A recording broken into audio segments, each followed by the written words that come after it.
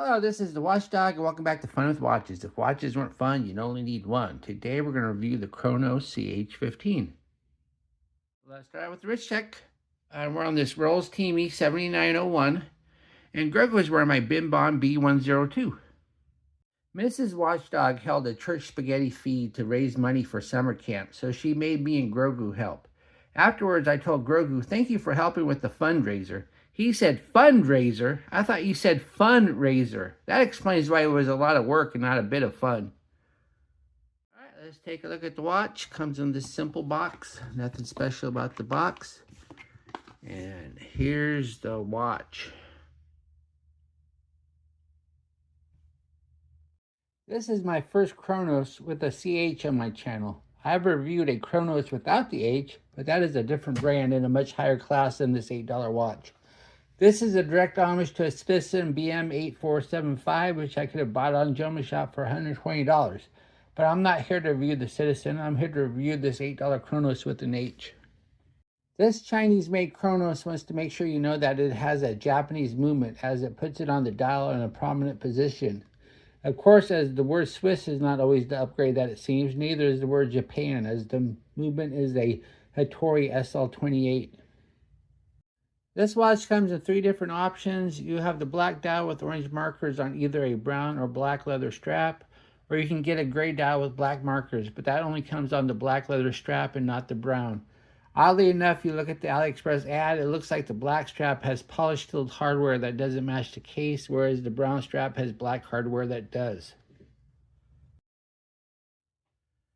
The watch is 42 millimeters wide, 49.6 millimeters lug to lug, and 12.6 millimeters thick if you include this dome crystal.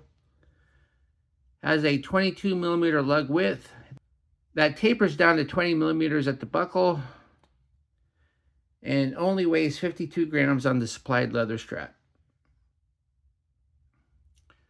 The bezel is just a same kind of matte finish as the rest of the case.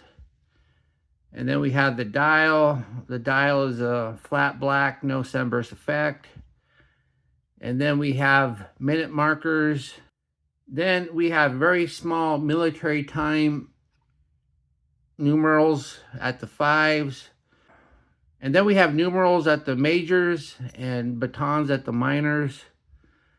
Then it says Chronos 1898 on the top. I don't know what the significance of 1898 is. And then on the bottom it says Japan movement, because once again, this does have a Japanese movement, but it's not exactly a Seiko or a Miyota. And then we have the hands. If you look at the hands, the color of the hands is more like a blood orange than a regular orange. So they're a bit darker than the rest of the watch. And if you look at the ads on AliExpress, the hands look like they're the same color. So when you see stuff like that, you always wonder if the ads are just photoshopped of the real watch. Then we have a date window right next to the 3, and this is a day date. And there is a border around the window. Then we have an unsigned push-pull crown. You only get your basic 30 meters of water resistance. Crown action doesn't seem too loose, so let's go see if we have that annoying minute hand jump or not. It kind of wiggled, but it really didn't jump. So I'm going to say it's okay. I think you can set this one accurately. And it does look like the second hand hits the marks.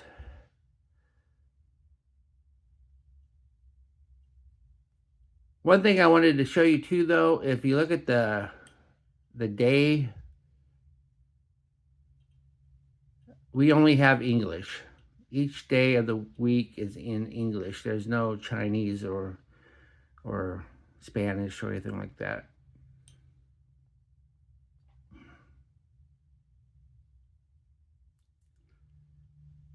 Then we have the crystal. The crystal is a domed mineral glass, single domed, of course. You're not going to get double dome at this price. Nothing wrong with it. Does the job. This is an $8 watch after all. And then we have the case. The case is a coated alloy. This is not steel. It's one of the reasons why it's so light. The case has a nice shape to it though. This is a 42mm watch, so it is a big watch, but it sits nice and flat on the wrist. The lugs kind of turn down a little bit. So I don't think the case is too bad, considering this is an $8 watch. Then we have the case back. It says Chronos time. Then it says stainless steel back, which is a tell that the rest of the watch is not. Then it says water resistant 3 ATM Japan movement. Underneath the case back is the Hattori SL28 movement.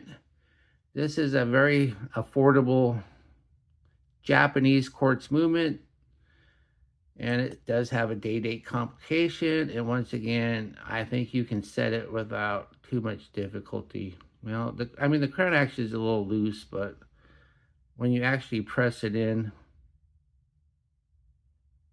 all right, it was working pretty good earlier. As long as you hold the crown and press it in, it doesn't jump too bad. So it is a little bit loose though.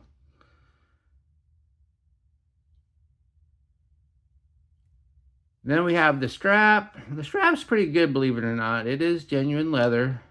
It's actually signed, believe it or not. And it's fairly thick and sturdy. Look how thick it is. So it will need a break-in period though. So it's a little bit stiff, but that's fine. The stitching's not bad. Then it has 2 keepers, one fixed, one floating. And then we have the buckle. The buckle's signed. The prong's a little thin. Of course, like anything, I always recommend on a leather strap, get a deployant clasp, because it will save the strap. Because all this bending to get in the keepers is just going to wear it out quicker. And one thing I mentioned too in the montage is the black strap that comes with this watch has a silver buckle. So, and I don't like that. I like it when the buckle matches the case.